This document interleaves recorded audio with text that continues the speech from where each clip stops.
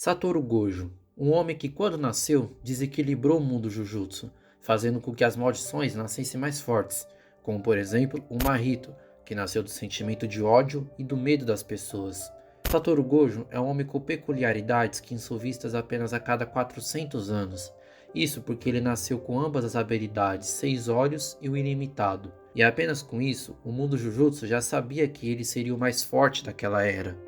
Ao longo da obra, é jogado na sua cara várias vezes que Satoru Gojo é o mais forte.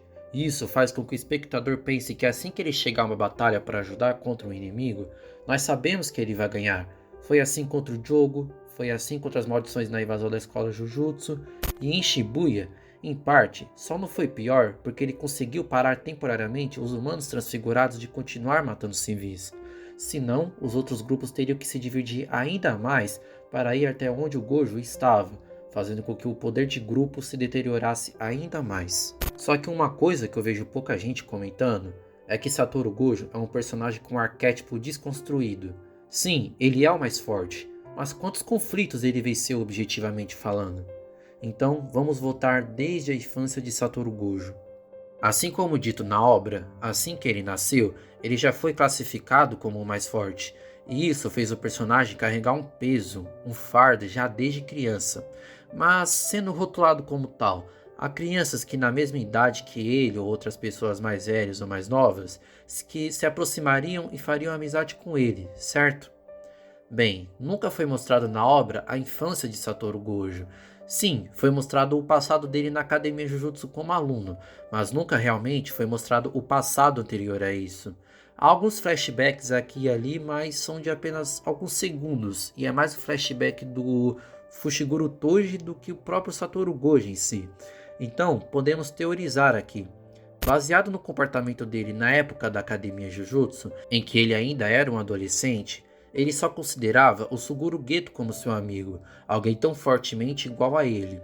Pelo menos isso antes do Satoru Gojo ter o seu despertar. Então, baseando nisso, podemos concluir que na infância ele nunca teve um amigo ou alguém que ele considerava.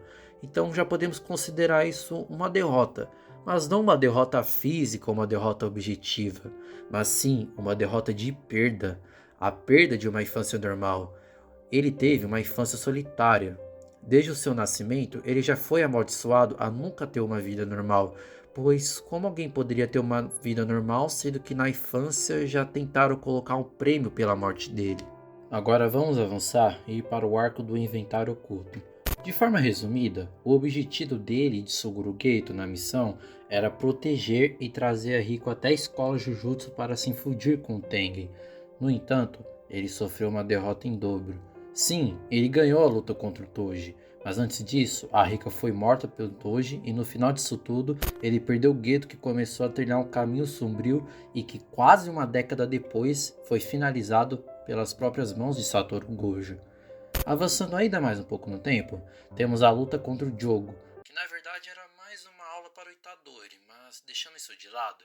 Sim, ele ganhou a luta, mas ele não conseguiu arrancar nenhuma informação de Jogo e não o exorcizou de fato. Na invasão da escola Jujutsu, sim, ele protegeu e defendeu a escola, mas novamente ele não exorcizou nenhuma maldição e deixou todos eles fugirem ainda por cima, o que acabou tendo severas consequências no futuro em Shibuya. E por falar em Shibuya, aqui talvez seria uma das perdas mais significantes e que acatou numa sequência de desgraças durante o restante da obra inteira.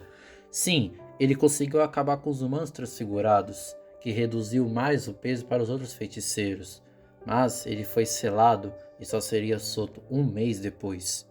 Quando finalmente foi solto e foi lutar contra o Sukuna, que agora estava no corpo do Megumi, ali ele sofreu a sua última derrota. Ele abaixou a guarda quando pensou que teria ganhado a batalha e acabou sendo morto. Ele não conseguiu salvar o seu querido aluno e deixou o peso da batalha para os outros feiticeiros, sendo aluno ou não.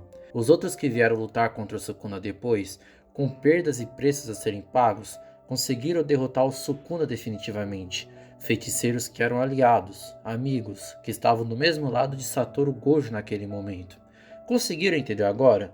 O homem mais forte da era moderna nunca ganhou nada, e esse foi o arquétipo desconstruído. Na verdade, pensando melhor, Talvez sim ele ganhou algo. O livramento de um peso, de uma maldição, de um fardo, de uma responsabilidade que ele carregou durante toda a sua vida. Os seus poderes, que, mesmo sendo um dos mais fortes da obra, só trouxeram desgraça para ele. E claro, também a derrota de Sukuna. E é triste se parar para pensar nisso, pois ele só ganhou algo quando ele morreu.